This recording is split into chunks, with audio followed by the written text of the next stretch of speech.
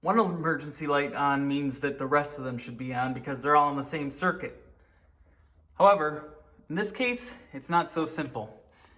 In every unit in this suite, there is an emergency light. And as you can see, the red light is not on, which means it does not have power, but the light's not on because the battery's dead. So we could replace the batteries in these units, all of them, or we could do something for the same cost and get something a lot more efficient than these old units. And that is where this comes in. An LED, this one's an exit sign light combo, but we've also got just some LED lights. Let's take a quick look at how we're going to install these.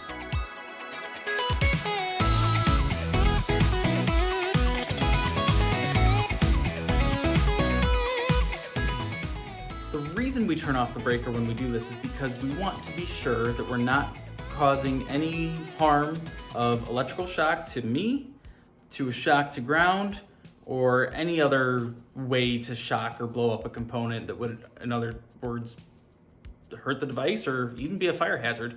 You'll notice that these two breakers have locks on them. This one's for the fire alarm system, and this one is for the emergency lights. That doesn't prevent the breaker from working, it just prevents somebody from being able to trip it. Standard rules of gravity apply here, and that what goes up must come down, and that's no different.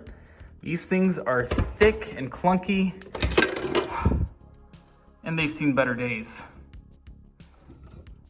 So what happens with these units is they're connected to high voltage wires, and when they lose power, the light turns on because of the battery inside. It switches over. Unfortunately, these are out and the power's cut, so it's safe to pull this down. Now, before I get too far ahead of myself, let's talk just a little bit about these new fixtures. They are super thin as compared to the old ones. And the reason for that, and why it's possible, is because instead of the old lead acid batteries, it uses NiCad batteries, and of course has LED lights, making them a lot smaller, a lot more efficient, and the cost of them is roughly the same as just buying a new battery, which is why this is an effective and reasonable move to make.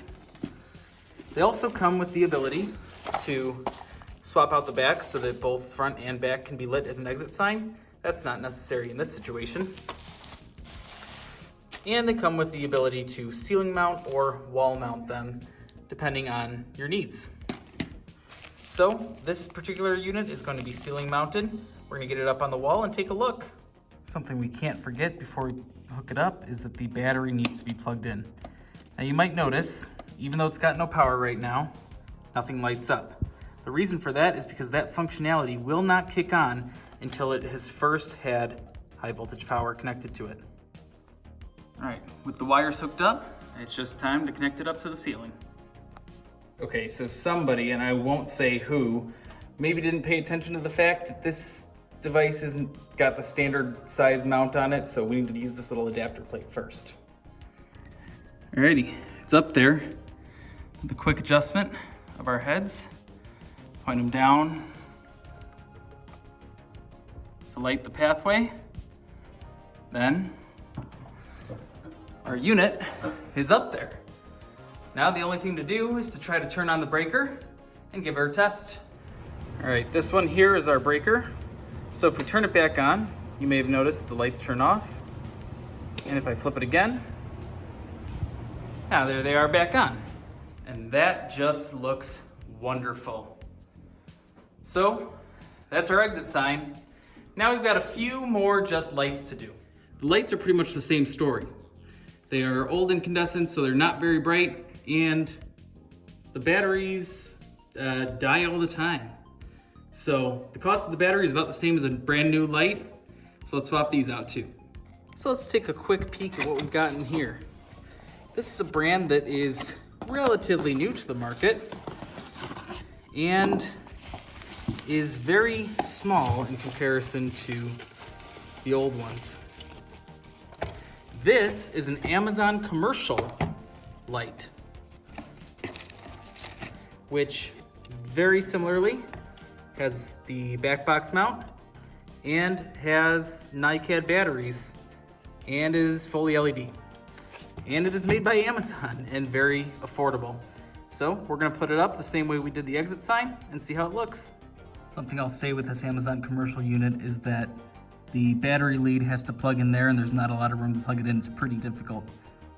These units in particular are designed to be universally mounted and you only punch out what you need to punch out. So in our case, we're gonna punch out this one, and this middle hole for the wiring.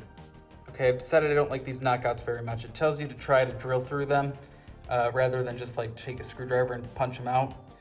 That didn't go so well. Obviously you can see that hole didn't go out completely. And these I had to Dremel out of it to get them to fit right, but beyond that little bit, it's okay. And we'll just hook it up on the wall. All right, and there it is.